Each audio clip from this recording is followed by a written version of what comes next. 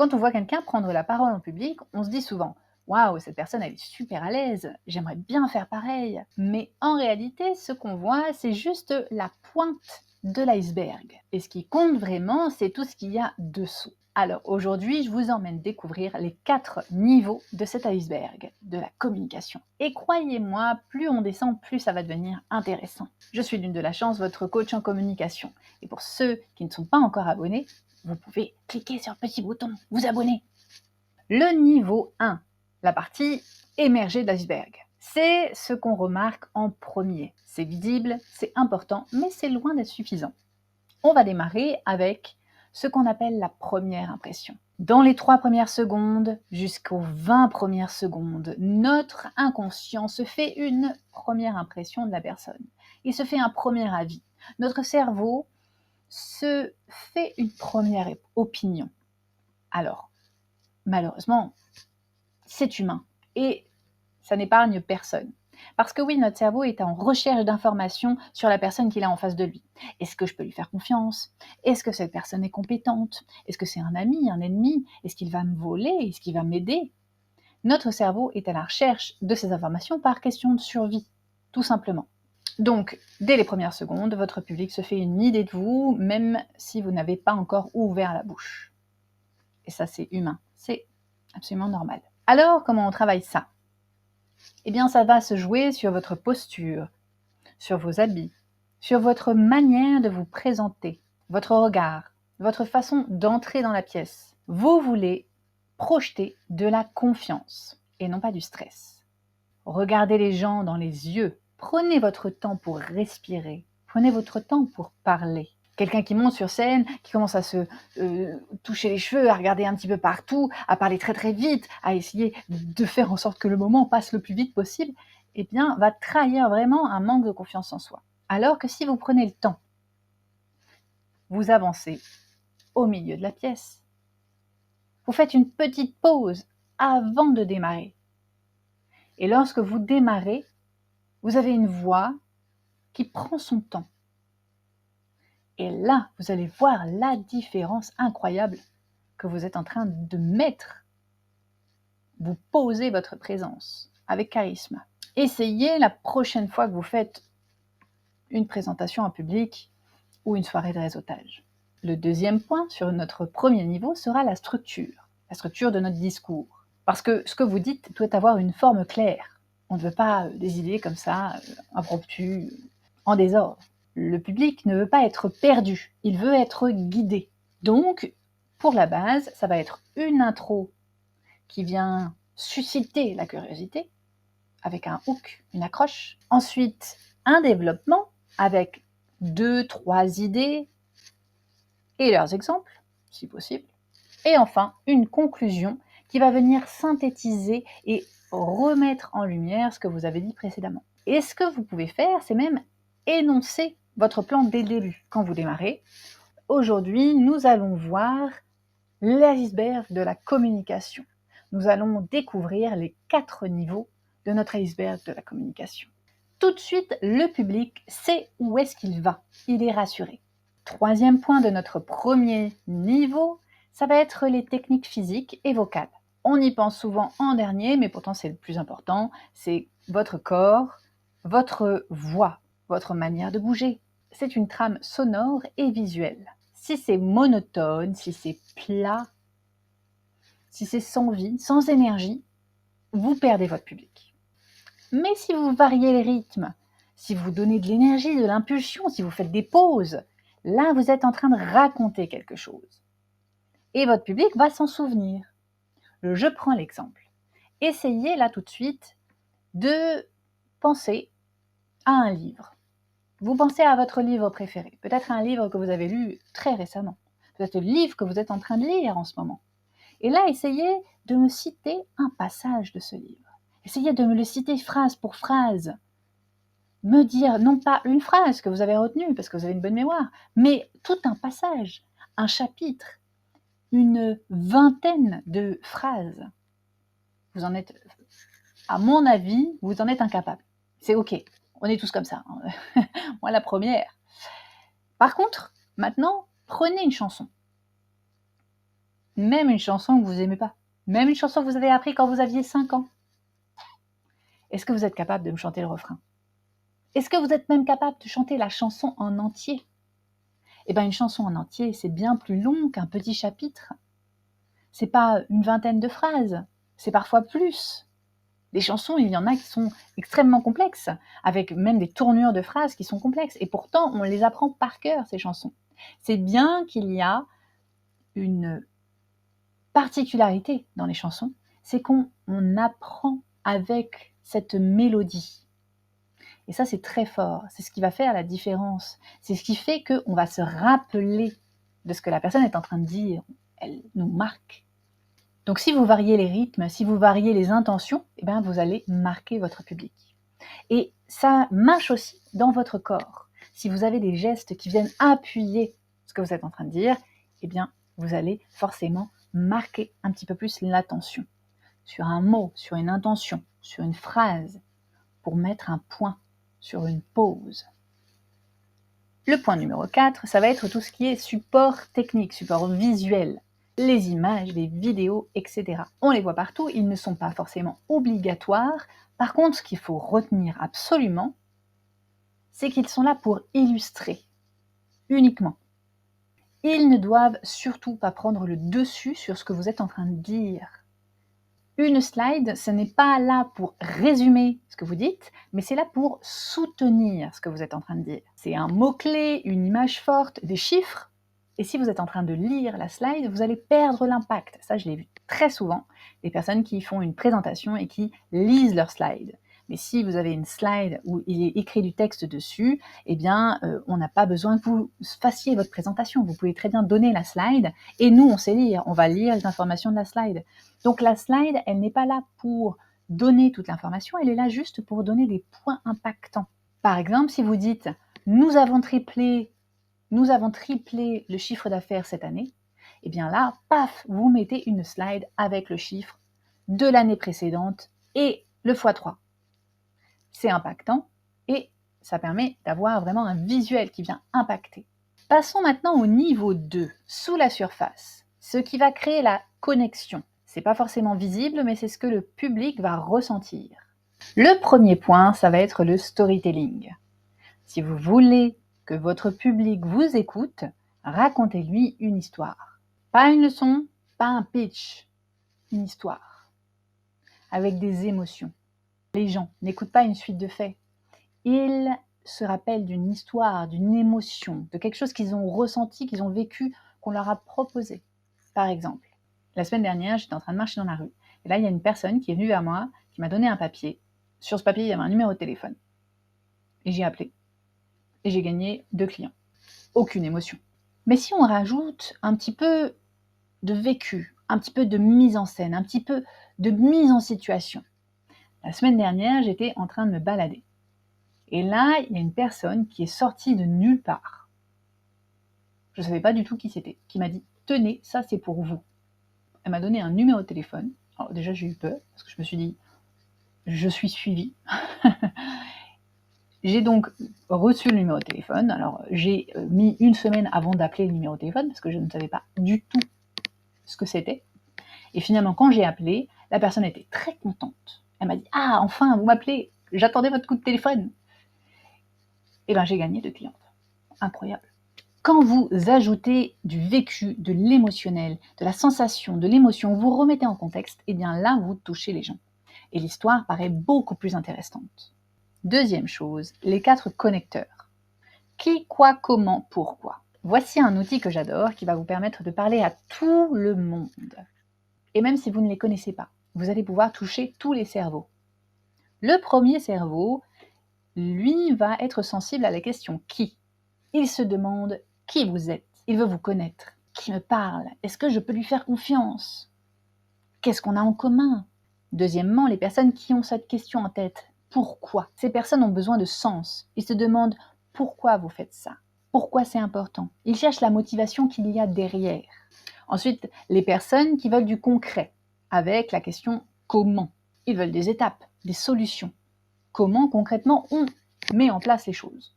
Et la 4e personne qui va avoir la question « quoi » en tête. Il aime les faits, les résultats, les chiffres, la précision. Ok, c'est quoi les preuves? C'est quoi les données?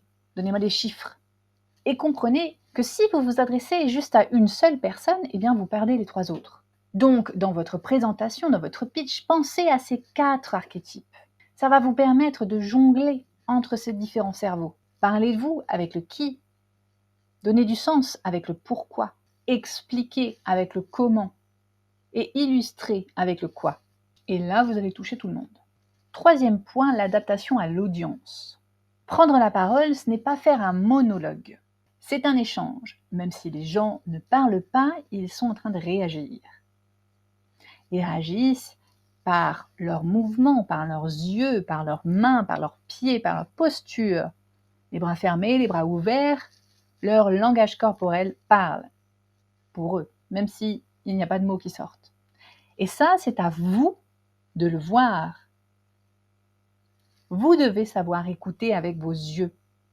Est-ce qu'ils sont avec vous ou est-ce qu'ils ne sont pas là? En fonction de ça, vous pouvez ajuster.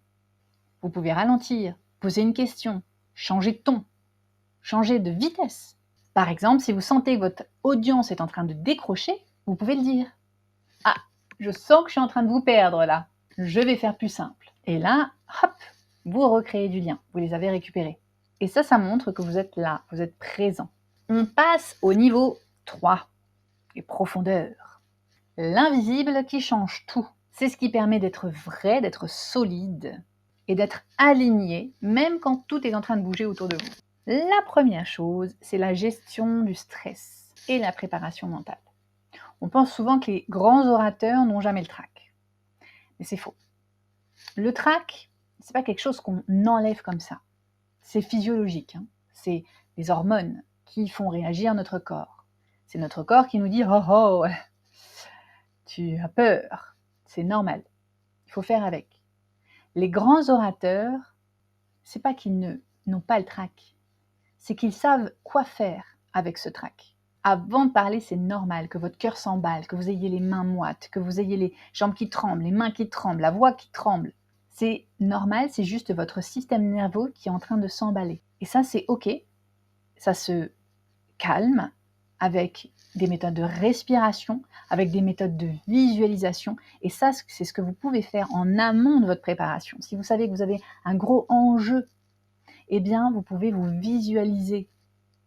Essayez de remettre le contexte. Essayez de vous imaginer face à tous ces gens. Il faut que vous le visualisiez. Il ne faut pas arriver le jour J et voir tous ces gens vous regarder et fondre, vous liquéfier sur place.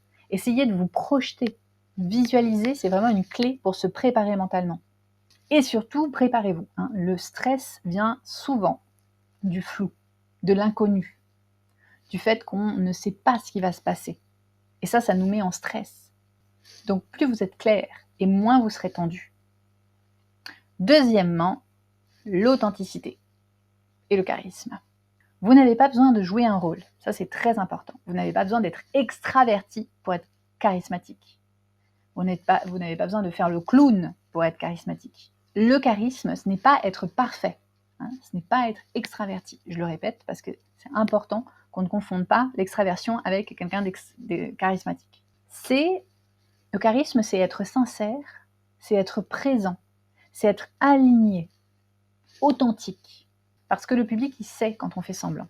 Il y a un petit truc qui ne va pas, il y a un petit décalage entre le verbal, le non-verbal, l'outil vocal, il y a quelque chose qui ne va pas et on n'arrive pas à l'identifier, mais on sait que ça ne va pas. Et ça, c'est vraiment puissant. Quand on réussit à se réaligner, quand on réussit à parler avec son cœur, en étant en maîtrise totale, là, on est charismatique, là, on est authentique. Quand vous croyez à ce que vous dites, vous êtes aligné avec vous-même. Ça donne une version puissante de votre message, ça donne une version complètement présente, une version assumée, une version connectée, une version claire. Troisièmement, la maîtrise de votre contenu. Connaissez votre sujet par cœur, non pas pour le réciter, mais pour pouvoir le maîtriser, pour pouvoir vous en libérer. Ça, c'est une notion qui est très intéressante. Plus vous allez maîtriser votre sujet, plus vous allez pouvoir vous en libérer, vous permettre de rebondir sur des choses, vous permettre de faire des petits apartés, vous permettre de répondre à des questions impromptues, rebondir. Quand vous maîtrisez, vous êtes libre. Vous pouvez ralentir, vous pouvez simplifier, ajouter une anecdote. Et tout ça, vous pouvez le faire sans vous perdre. Vous restez solide, même s'il y a quelqu'un qui vous pose une question inattendue, une question piège. Vous pouvez la prendre et en faire ce que vous voulez. Et même dans le cas où c'est la technique qui plante. Hein, ça arrive. Le micro qui ne marche plus, les slides qui ne veulent plus marcher. Voilà. C'est comme quand les musiciens, ils jouent, ils connaissent leur partition par cœur, mais ils peuvent se permettre d'aller un petit peu faire quelques notes en plus, parce qu'ils connaissent la gamme. Donc ils se permettent une petite improvisation pour revenir sur les notes de base. Ok, ben on est arrivé à la 4e partie de notre iceberg, la version la plus profonde, la pointe de notre iceberg. C'est là vraiment que la parole, elle devient puissante, non pas juste pour informer, mais vraiment pour transformer, pour transporter. C'est là vraiment où on se reconnecte à son leader intérieur. D'ailleurs, si vous ne le savez pas, j'ai fait une masterclass qui s'appelle les 3 piliers de la communication. Dans cette masterclass, vous allez apprendre plein de petites choses pour comprendre pourquoi votre communication peut être impactante et comment vous pouvez vous reconnecter à votre leader intérieur. Et c'est la base de mon mentoring, la scène du leader. La vidéo est disponible dessous cette vidéo, dans la description. Donc le niveau 4, les profondeurs. La pointe de l'iceberg, c'est votre pourquoi profond. C'est la part de vous qui convainc, sans même que vous en ayez conscience, qui touche. Première chose, l'impact et l'influence alignés avec vos valeurs. Parler en public, c'est pas juste transmettre une information, c'est influencer. Et influencer, ça devient une responsabilité. Vous pouvez utiliser la prise de parole pour vendre, pour convaincre, pour inspirer, pour motiver, pour divertir. Mais pour que ce soit juste, il faut que ce soit aligné avec vos valeurs. Parce que quand vous prenez la parole en public, eh bien vous transmettez aussi ce en quoi vous croyez, vos convictions, vos principes, votre vision du monde. Et c'est ça qui fait que les gens vont vous suivre, vont vous écouter. C'est pas juste que votre expertise, c'est aussi votre manière d'amener votre expertise, votre manière de voir la vie. Et tout ça, il faut que ce soit aligné. Si par exemple, vous parlez tout le temps d'écologie, mais que vous prenez des jets privés, il y a une petite dissonance. Si vous incarnez vraiment ce que vous dites, et bien là, vous pouvez forcément toucher les gens et transformer. Deuxièmement, la dimension spirituelle. Alors parfois, parler, c'est plus que juste convaincre, juste inspirer, c'est parfois vraiment presque de l'ordre spirituel. Attention, dans le sens où c'est une énergie. On transmet de l'énergie, une vision, une vibration. Vous faites passer quelque chose qui dépasse les mots. C'est pour ça qu'on se dit « Ah tiens, cette personne, j'aime beaucoup » ou « Cette personne, je ne peux pas la supporter ». Parce que vous aimez ou pas son énergie. Vous le voyez. Et ça, c'est quelque chose d'ultra subtil. Pour ça, il faut être connecté à plus grand que soi. Pourquoi je parle de spiritualité? Dans le sens où, quand vous prenez la parole, que vous avez quelque chose à transmettre, c'est que vous allez au-delà de vous-même. Vous êtes en train de servir quelque chose de plus grand. D'où la notion de spiritualité, dans le sens où on sert quelque chose qui est plus grand que nous. Qu'est-ce qu'on veut changer dans notre monde? Qu'est-ce qu'on veut apporter au monde? Qu'est-ce qu'on veut semer chez les autres? C'est une forme de foi et c'est pas vraiment une forme de... c'est pas religieux. C'est une forme de foi, une forme de don plus grand que soi. La foi en ce qu'on dit, la foi en qui on est, la foi en ce qu'on veut proposer. Troisièmement, dernier point, le développement en continu. Enfin, la base de tout ce qu'on vient de dire.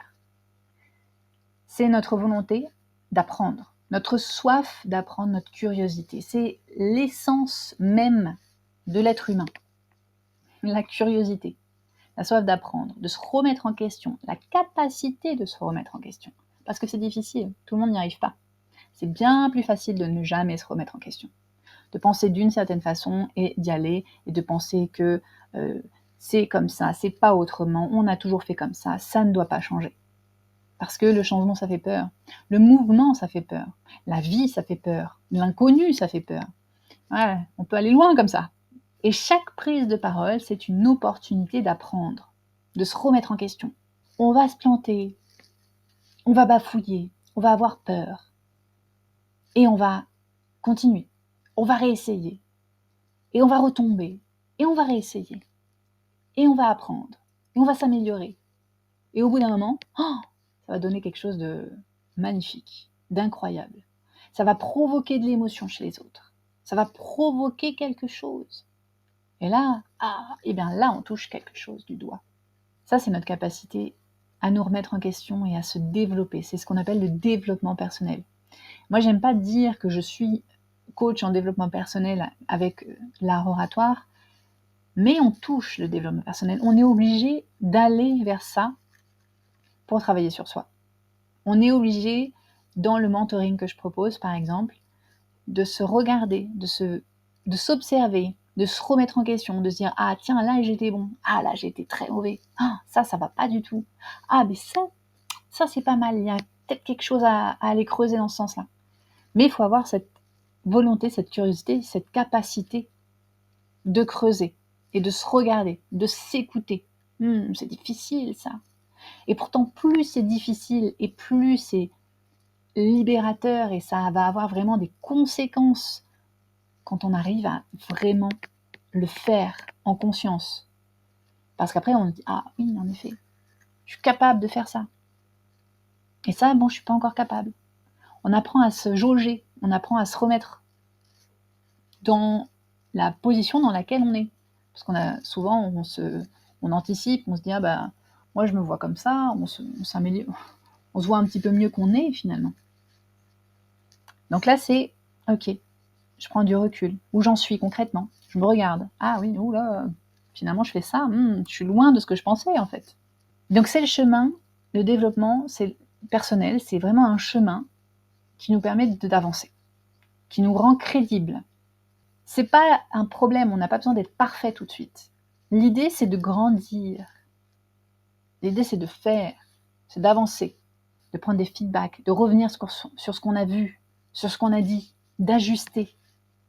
Parce que plus on évolue, plus vous évoluez, et plus votre parole va s'affiner, va devenir juste, va devenir puissante. Donc vous l'avez compris, ce qu'on voit sur scène, c'est un iceberg. C'est pas juste le message, c'est pas juste le langage corporel et la voix. Ça va bien plus profondément que ça. Derrière un bon orateur, il y a une stratégie, il y a une structure, il y a des valeurs, une conviction, une foi, un cœur, une mission. Et la bonne nouvelle, c'est que tout ça, ça se travaille, pas après pas. Alors je vous pose la question, aujourd'hui, vous êtes à quel niveau de cet iceberg? Et surtout, jusqu'où vous avez envie de plonger?